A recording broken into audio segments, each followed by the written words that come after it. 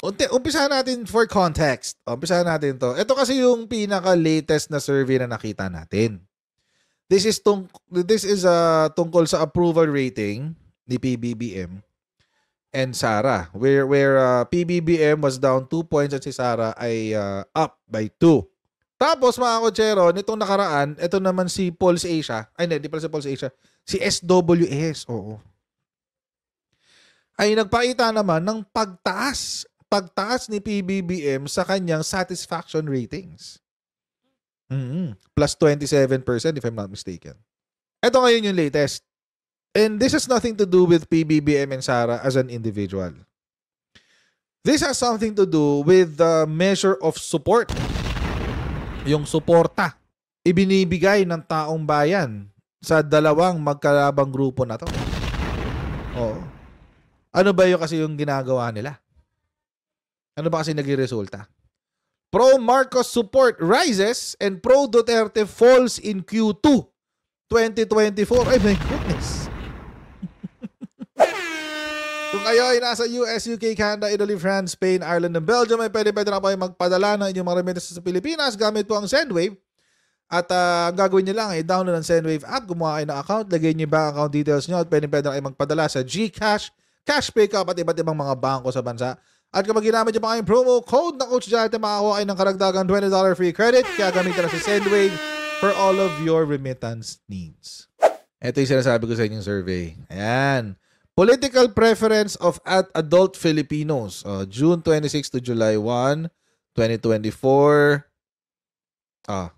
Ito yung mga questions. Which of the following best describes your political preference? Sa Tagalog, alin sa mga sumusunod ang pinaka naglalarawan ng sinusuportahan ninyo sa politika? Siguro, I support the Marcos administration, 36%. I support the Dutertes and their political alliance, 16%. I support the opposition, 5%. I neither support the Marcos Jr. administration, the Dutertes, nor the opposition, 31%. Don't know, refused, 11%. Ano ho ang naging diferensya nito? Tingnan ho natin kasi second quarter to yung first quarter at saka ikumpara natin siya doon sa first quarter. And may nilabas din na na table si Okta Research diyan. Yan. So, ito ho yung difference. So from March 2024, yung mga pro-Marcos, okay, mga pro-Marcos Jr. administration or pro-Marcos was 31%. 31%.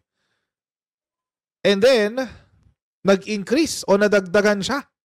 Nadagdagan from 31% to 35%. Mga kotsero, 35% na. Diyos ko, magwawala na naman ang mga kumakain ng mikropono nito. Magwawala na naman ang mga kumakain ng mikropono nito, guys. Oo, mabubusog na naman sa mic. Sama mo na yung mic stand. Isama mo na yung tawag dito. Boom mic bar. Sama mo na rin pati cordon. Tratuhin mong spaghetti. Plus 5 points, guys. Percentage points, by the way. Plus 5 percentage points. Laki. Significant yan. Yan, significant yan. I support the Dutertes and their political alliance from 20% to 16%. What? What? Slow clap natin yan. Minus 4%, no? Laki. Ang laki, guys. Minus 4%. Alam nyo ba yung nakakatawa dito? Durog na yung opposition eh. Durog na yung mga dilawan. Totoo lang. Nagkaroon pa sila ng plus 1. Imagine, mga kotsero, tinalo pa ng opposition yung mga Duterte. Yung mga Duterte nag-minus 4. Yung mga opposition nag-plus 1. Ang baboy. Yung independents, or they want to call it independents. I neither support the Marcos Jr. administration, the Dutertes, nor the opposition. from 29% to 31%. So plus 2. At yung don't know refused is plus dati 15%, nabawasan siya to 11% na minus 4. So ano hong ibig sabihin yan? Ganito ho lang yan mga kotsero. Yung bawas po na minus 4 sa I support pro Dutertes and their political alliances could be, pwede hong ganito ang nangyari dyan. Lumipat sa neither support, naging independent, kasi plus 2 nagkaroon siya ng plus 2. At lumipat doon sa opposition. Alam niyo kung bakit opposition, mga kotsero? Kasi ang mga Duterte at ang mga Dilawan, magkapatid ho yan. Magkapatid ho yan. Ang mga Duterte mga kotsero, dati ho yan, Dilawan. Yung mga supporters ni Digonggong, mga dati hong Dilawan yan. Kaya nga PDP laban yan Kaya nga pinili ni Digong ang PDP laban. Bakit? Ang PDP laban, mga kotsero, ang representasyon ng pagsasanib puwersa ng mga Dilawan noon. Yung laban kay Ninoy Aquino yan, yung laban. Yung PDP, yan kay Pimentel, kay Nene Pimentel. Kaya nga pinili ni Duterte yung PDP laban kasi mas pasok yung kanyang paniniwala doon sa grupo na yun. Iba pa yan sa liberal, pero magkakapatid yan. PDP laban, Liberal Party, yan, magkakapatid yung mga yan. CPP, NPA, NDF, yan, magkakapatid yung mga yan. Kaya nga si Digong, di ba best friend niya yung isang commander ng NPA? Kaya yan, sabi ni Pinoy, kaya si Panot sinuportahan nung 2010. Exactly. So magkakapatid ho yan. Magkakapatid ho yan. So, hindi ho malabo. Just look at the followers din. Tingnan nyo rin yung followers nila ng Duterte hanggang ngayon. Eric Celis, NPA, dating NPA. Lorraine Badoy, anti-Marcos. Trixie, anti-Marcos. Karamihan ng mga supporters ngayon ni Digong mga dating mga anti-Marcos na noon pa. Ayan, Robin Padilla, Joma, idol. Diba, Harry Roque, yan, Dilawan din yan. Kaso nga lang, mga kotsero, hindi kasi sila naging happy sa sitwasyon ni Panot Aquino. Hindi sila naging happy kay Panot Aquino. Kaya nagalit sila sa mga liberal. Wala silang choice. Wala silang choice. It's either you support A. Marcos or panindigan mo yung mga Dilawan. Panindigan mo yung mga Dilawan. Wala kang choice Dati dalawa lang Either you support Marcos or you support the Dilawans. That's it. Wala kang choice. Ngayon, mga kotsero, nagkaroon ng Duterte. Nung lumabas ang Duterte, yung mga tao na hindi na happy sa pagiging Dilawan nila, lumipat kay Digong. Sila ngayon yung mga hardcore na DDS. Yung mga hardcore. So, namayagpag sila ng 6 na taon, walang problema. Okay lang yun. Namayagpag sila ng 6 na taon. Dati, tayong mga anti-Dilawan, wala naman tayong choice. Kaysa kumampi ka sa Dilawan, o di doon ka na lang kay Digong, di ba? Wala ang choice It is what it is. Wala tayong choice doon. Meron ng Marcos na nakabalik sa Malacanang. May choice ka na ulit. 3 na ang choice mo. Either you remain Dilawan or the traditional opposition, or you support the DDS, which is the new opposition, or you support the administration, which is the Marcoses. Kaya mga kotsero, hindi ako magtataka kung yung -4 ng mga Dutertes ay lumipat, yung 1% ng -4 na yan ay sa opposition. Kaya nag+1 yung opposition. Pwede rin na yung -4 na yan ay napunta rin sa neither support. So pwedeng yung -4 na yan dahil nga hindi naman hardcore yan Yung kung dati kang Duterte supporter, mahirap sa yung tumawid papunta kay Marcos. So most probably, yung -4 na yan, dahil doon sa pumunta ho yan dito sa support the opposition tsaka neither support or naging independent. Yung don't know refused, most probably ito yung mga tumawid kay PBBM. Yung don't know refused. 'Di ba 15% nung una, ngayon 11% na lang. Tumawid na sila kay PBBM. Kaya nadagdagan ng yung -4 nila dumagdag kay PBBM kaya nag +5. Tapos yung excess nito, may +2 ka pang excess. Ay, may +1 ka pa palang excess. Oh. Kung -4, tapos yung neither support mo tsaka yung opposition mo ay nanggaling sa mga Duterte, so may sobra ka pang isa. Yun ang lumipat. So merong 1% na Duterte Political Alliance na lumipat sa Pro-Marcos. So it makes sense. Yung mga changes sa numbers, it makes sense. Which means, this also means mga kutsero na kahit tumaas si Sara sa survey, it is inconsequential. Sa Tagalog, walang kwenta yung increase niya sa survey. Bakit? Kasi majority of the people will not support you. Pababa ang trend ng mga vloggers, vloggers, ng mga Dutertes. Syempre, including their bubulagers. Pababa ang trend nila. From 20 to 16. -4 agad. So, ulitin ko lang. Yung -4 ng Dutertes plus yung isa niyan, yung isa, 1%, probably went to the pro-Marcos to the pro-administration. Yung 3, yung 3 percentage points napunta sa opposition tsaka sa neither support. And then, yung don't know refuse dumagdag kay PBBM. Which now, ito ngayon mga kotsero is something that is scary. Bakit? Tingnan nyo alam nyo ba't nakakatakot to? Dapat mabagabag. Ayun, bahagabag ang iniisip ko. Dapat mabagabag dito ang ang kampo ng Duterte. Alam nyo kung bakit?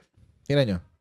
Sa opposition, mga kotsero, walang support sa Mindanao. 0 ang support ng Mindanao sa opposition. Understandable. Galit ang mga galit ang mga taga Mindanao sa Dilawan . Understandable 'yan. But look at the numbers. Humina ang Duterte sa Mindanao. Dati ang Duterte, considering na ito yung kanilang baluarte, no? You would expect a higher number. Diba? Expect mo na magkaroon ng mas mataas na numero dito. Expect mo 'yan. Kaso ba't 50%? So, ibig sabihin, mga kotsero, humihina ang suporta ng mga maski mga taga Mindanao sa Duterte. Mas malala. Mas malala sa NCR tsaka sa Visayas. Huwag na natin pag-usapan yung balance zone. Balance zone, baluarte yan ng mga Marcos . Diba? Northern Luzon, tapos pababa ng, actually, dapat nga, ayan, tinan nyo, kaya mas malakas sa, in fairness, ang hindi nakasama ang dito, Southern Luzon. Dapat sa opposition to . Anyway, okay lang 'yun. So 'yun. Wag nating tignan yung balance zone. Kasi talaga yan Marcos yan . Pero yung Visayas, men. Yung Visayas. 11%. 11%, men. Ang Visayas. Nauubos ang suporta ng Duterte sa Visayas. And alam nyo sa sistema ng politika natin, mga kotsero. Ang Visayas parang yan ang function niya sa election parang swing state. Sa Amerika, yung mga nasa states ngayon, alam niyo ibig kong sabihin. Yung swing state. Ganun siya . Kung kanino papanig ang Visayas, most probably yun ang mananalo sa election. Parang swing state yan . Ayan swing state. Parang swing state yan. Kung kanina papanig ang Visayas, malamang yun ang mananalo sa election. Swing state yan. So kapag humina ka sa Visayas, die. Delikado ang political career mo. Delikado ang political career mo, die. Ang hakot, nasa pro-Marcos. Ito, hakot . Hakot . Maski dun sa independent mas maraming pro Marcos sa NCR at Balance Luzon compared sa independent. Ito yung independent sa ilalim. Yung 33-34. Yan yun. Except Visayas. Sa Visayas, 41%. Mas maraming independent sa Visayas kaysa sa pro Marcos. This is very telling actually. And coming,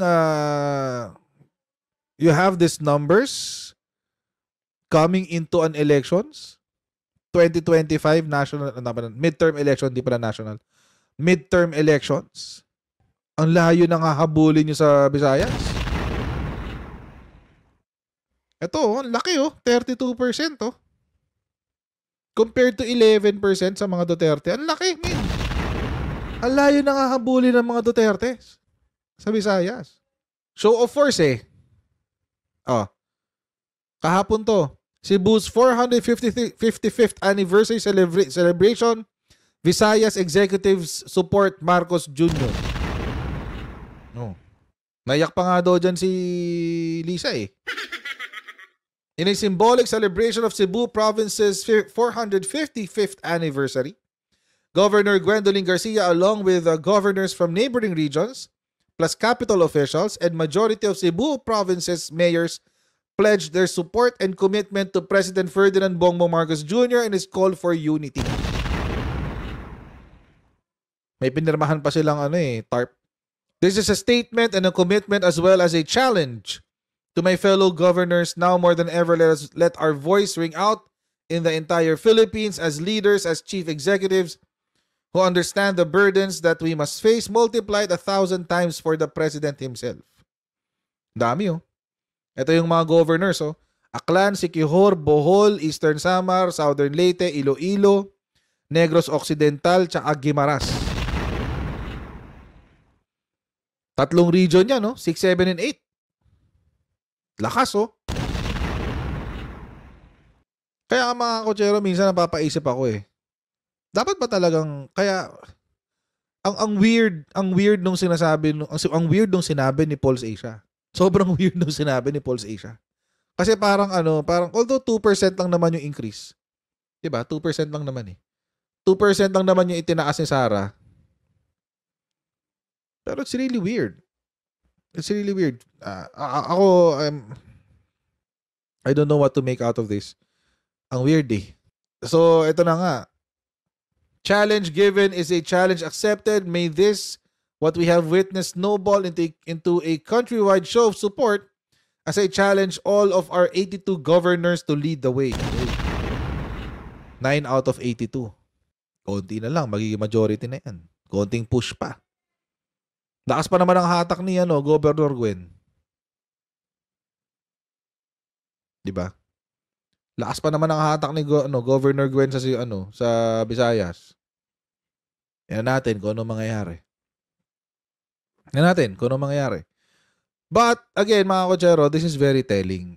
Itong survey na to, nakakatakot yan. Dapat matakot dito mga Duterte. Kaya nga feeling ko after nitong survey na to, baka mas paigtingin pa nila yung destabilization attempts nila. Or baka bilhin nila yung survey na to kay Okta. Malamang bibili nila yung content nito ng survey na to. Nabibili naman yan Kakausapin mo lang si Okta. Gusto naming malaman yung full report ng survey na yan. Bili namin, ganun. Tapos doon nila malalaman ano yung mga what contributed to the decline of support for the Dutertes. Nakasulat yun doon. Nandun yung qualitative results, andun yung quantitative results, etc. Para malaman nila kung saan sila dapat mag-improve. Tignan si PBBM. Feeling ko feeling ko binili niya yung mga surveys nung nakaraan Kasi 'di ba ang baba niya sa ang baba niya sa Mindanao? Lagi siyang mababa sa Mindanao, 'di ba? Anong ginawa niya nung namigay siya ng mga ayuda sa mga magsasaka? 'Di ba ang unang-una niyang pinuntahan Zamboanga yata if I'm not mistaken. No. Inuna niya ang Mindanao. Inikot muna niya ang Mindanao tapos sinunod niya ang Visayas. That's strategic. That's strategic. Nagpapakilala siya sa Mindanao. Etong presidente nyo, andito ako sa Mindanao.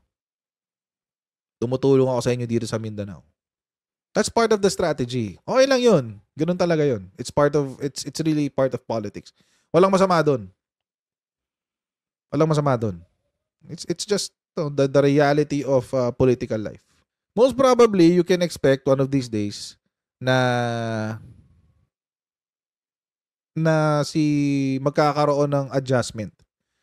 Magkakaroon ng adjustment sa approach ang mga Duterte. Kasi laki dito. At saka ang pangit kasi dito mga kotsero, papasok ka na eleksyon. You're going into an elections. Sa November, sa October, magpa-file na sila ng Certificate of Candidacy. Sa October.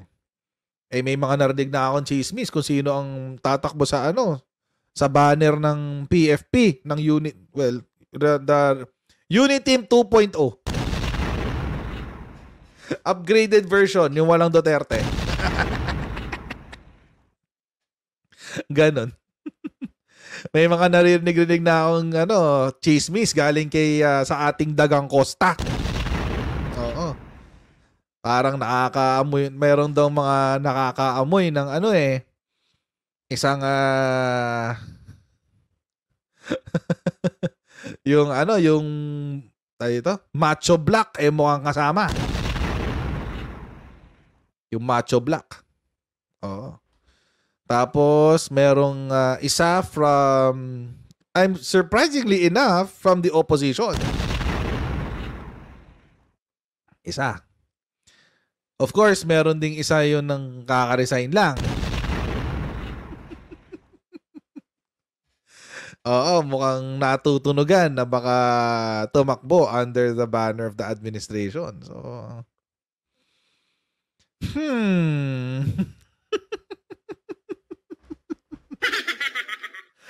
Meron. Nagulat ako nung narinig ko yung yung sa isang member of the traditional opposition. Sabi ko, talaga ba? Talaga ba? Talaga ba? Sabi ko, pero tingnan natin kung uubra. Tingnan natin kung uubra. Kasi traditional opposition Oo. Pero mukhang mukhang motivated Mukhang motivated tong taong to na mukhang meron siyang gustong ma-accomplish. So most probably this is just a means to an end. So let's see. Confirmed yung confirmed. Yung isa dalawa pala. Kasi ang nickname sa kanila yung Macho Black. So yun yung nickname sa kanila. Yung dalawa. Tapos isang traditional opposition, yung isa naman nag-resign sa kanyang posisyon. Yung isa. As far as I know, Pero alam niyo naman, everything can change, di ba? Secret. Kapag kapag nag-file na siya ng COC, sila pala. Pag nag-file na sila ng COC at dineclare na nila yung party nila, kukumpirma ko sa inyo. Kukumpirmahin ko yan. Basta yun. Dalawa from the Macho Block, isang from traditional opposition, isang kaka-resign lang. Anyway. So yun. So kung ako sa mga Duterte, kakabahan talaga ako, guys. Kung ako sa mga Duterte. Kakabahan ako dito sa resulta ng ng Okta survey pagdating sa support. Kasi I think it indicates one of two things. Number one, it's either the Duterte magic is slowly fading away. Lumilipas na, kumukupas na ang kinang. Kumukupas na ang kinang, guys, ng Duterte magic. Wala na. And alam nyo, mga kotsero, they have no one else to blame but themselves. Wala silang ibang sisisihin kundi ang sarili nila. Sila lang ang sisisihin nila, walang iba. Real talk yan. Wala kayong ibang sisisihin. Yung mga Duterte Balahura supporters, wala kayong ibang sisisihin. Kayo lang. Kayo lang. Tuloy niyo lang mga maisog niyo, huwag niyo titigilan yan. Huwag niyo titigilan yung pag-iimbento ng mga bagay-bagay para siraan ng administrasyon. Huwag niyo titigilan yan. Ituloy niyo yan. Please lang. Please. Please lang. Nakakatulong sa amin yan. Huwag kayong titigil. Huwag kayong titigil ha. Sara Duterte, kung mapanood mo man tong video na to, huwag kang tumigil, kaka-out of the country ha. Magbakasyon ka lang na magbakasyon. Isakto mong may sakuna palagi ha.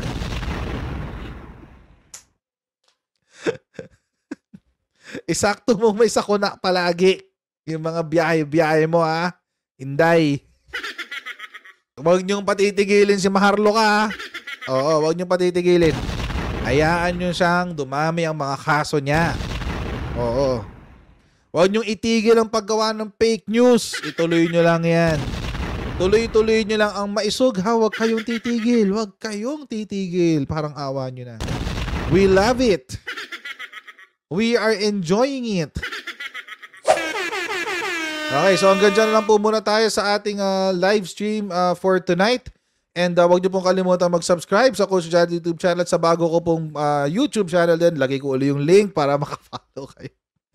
Tulungan niyo po ako mga 1,000 subscribers sa Coach Jared Reacts. Okay, yan po yung link sa baba.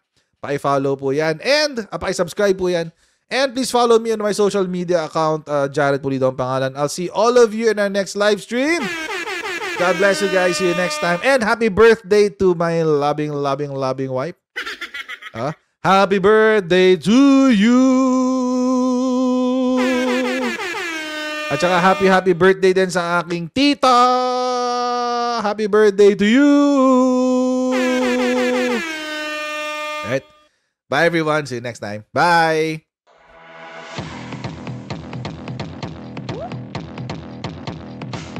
Pag ganun, huwag natin gawing tanga mga Pilipino. Mas maganda kasi nasa lugar ka ng tama kaysa yung pinipilit mo yung pagkakamali.